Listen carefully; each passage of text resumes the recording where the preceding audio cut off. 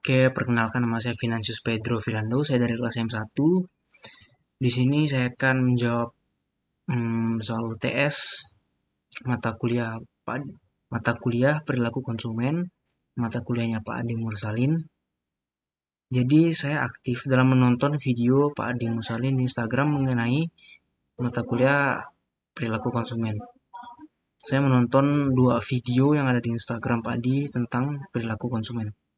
Jadi video pertamanya pembicaranya itu Limdia Tora MSI.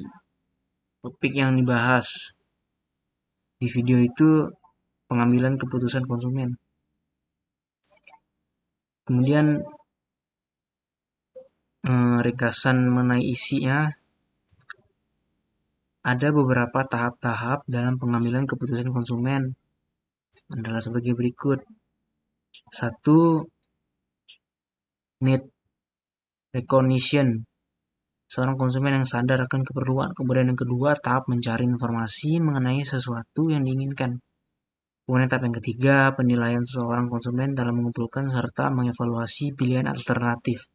Kemudian tahap yang keempat, seorang konsumen memutuskan membeli. Kemudian tahap yang kelima, perilaku setelah pembelian. Yang keenam, pembuangan produk konsumen.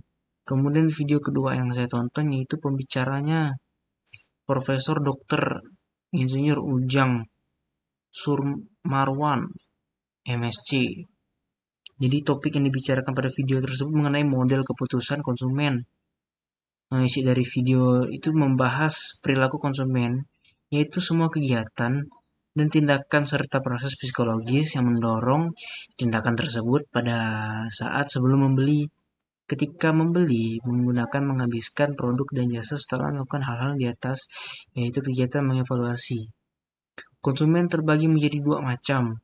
Yang pertama konsumen individu atau keluarga, yang kedua konsumen organisasi atau organisasi bisnis, bisa pemerintah, masyarakat, maupun kelompok.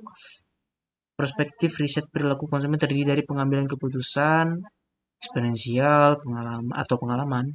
Jadi eksponensial tadi pengalaman dan pengaruh behavioral. Manfaat dari menonton video perilaku konsumen di Instagram Pak Adi, jelas kita jadi lebih mudah mempelajari apa itu perilaku konsumen. Kita pun bisa dengan mudah bertukar informasi di kolom komentar karena banyak ringkasan yang berbeda dari teman-teman lain. Jadi kita bisa baca di kolom komentar untuk menjadikan ringkasan teman-teman itu materi. Jadi kita bisa sama-sama belajar. Baik, saya akan melanjutkan menjawab bagian B-nya. Jelaskan apa hubungan antara motivasi kebutuhan. Jadi dikatakan berhubungan karena jika semakin kuat atau banyak kebutuhan seseorang, akan semakin keras pula motivasinya dalam bekerja demi mendapatkan kebutuhan tersebut. Kemudian nomor 2, faktor-faktor apa saja yang mempengaruhi keputusan membeli suatu produk? Ada 4 faktor, yaitu faktor budaya, sosial, pribadi, dan psikologis. Kemudian nomor 3, jelaskan apa perbedaan antara konsumen yang rasional dengan konsumen yang tidak rasional atau irasional.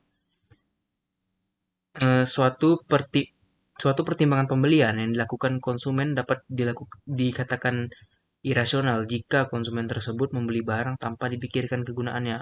Sedangkan suatu pertimbangan pembelian yang dilakukan konsumen dapat dikatakan rasional jika konsumen mempertimbangkan barang tersebut dalam memberikan kegunaan optimal bagi konsumen. Kemudian nomor 4, coba jelaskan proses keputusan pembelian sepatu yang Anda pakai. Jadi prosesnya begini. Yang pertama, saya akan menyadari adanya masalah kebutuhan. Kemudian setelah sadar kalau sepatu tersebut dibutuhkan, kemudian minat saya akan terdorong sehingga akan mencari informasi lebih banyak. Kemudian saya akan mengevaluasi merek yang akan saya beli dan memilih tipe sepatu apa yang saya butuhkan. Kemudian jika sudah merasa puas atau cukup dalam mencari tahu dan mengevaluasi sepatu mana yang harus saya beli, maka pembelian akan dilakukan. Oke, sekian jawaban tes dari saya. Terima kasih.